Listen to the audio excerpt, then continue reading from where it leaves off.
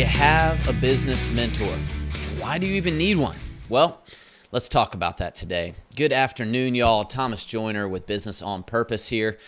So when I started in Young Life, who I worked with for almost a decade, I'll never forget it. The first meeting we had with our regional staff, they asked us to fill out this form and send it back to them.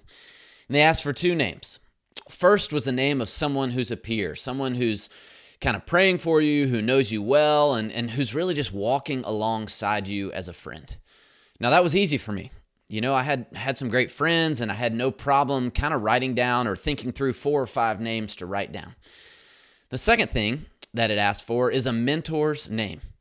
And they wanted their phone number and they wanted their email so that they could check in with your mentor from time to time. And I kind of broke out into this cold sweat right as I realized that I don't have one. And I went and I asked my boss about it, and he said, hey, that's okay for today, but you need to have one by the end of the month. So I came home from that meeting and immediately just kind of started thinking about who might be willing to mentor me. And I had to kind of put on my big boy pants, had to humbly go up to that person, tell them why I was asking in this, and then ask them to start meeting with me once or twice a month.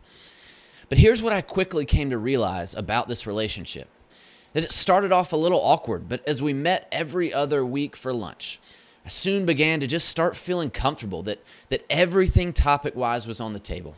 Relationships and work and faith, masculinity, family, fitness, anything was on the table for me to ask about. And it became this relationship, one of the relationships that I valued more than anything. And I had someone that was pushing me ultimately just to be the man that I wanted to be. And so here's the question. So if that worked in my personal life, why shouldn't it work in the business world? You know, I think sometimes we believe a bunch of lies about business owners. We believe that, one, they're too busy. And I couldn't disagree more. Because you see, we make time for what we value. I also think that we believe this lie, or maybe we subscribe to this, that we're not humble enough to ask for help. We maybe don't think that we need it. But if you're a business owner, it means that you have drive, right? It means that you can take initiative and are probably incredibly talented. But can you be humble enough to ask for help? Can you be humble enough to let someone in and actually take the advice they're giving?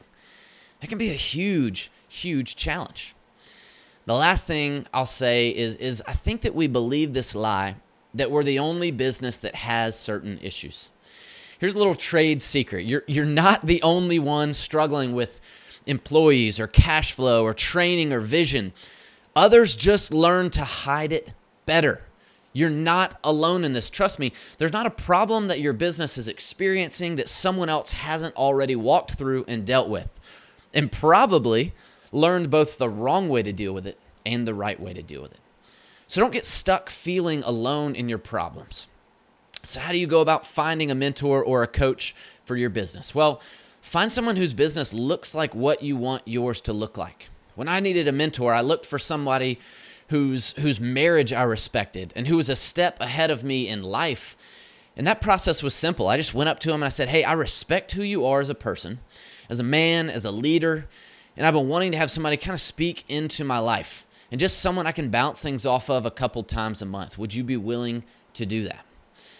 You know, maybe in the business world, it looks something like this. Hey, I've always respected your business and I've always respected your leadership. Could I take you out to lunch once a month and just pick your brain on some of the stuff going on in my life and in my business? Because I need some help. You know, I think the thing we don't realize is that people are encouraged to see that they're respected. People want a platform to give back and to encourage others who are maybe a step behind. And here's the thing, if they say no, ask someone else. They are not rejecting you. It may just not be the right time. I don't know if I can say this enough, but everyone needs a mentor or a coach. Can you be humble enough to ask for one?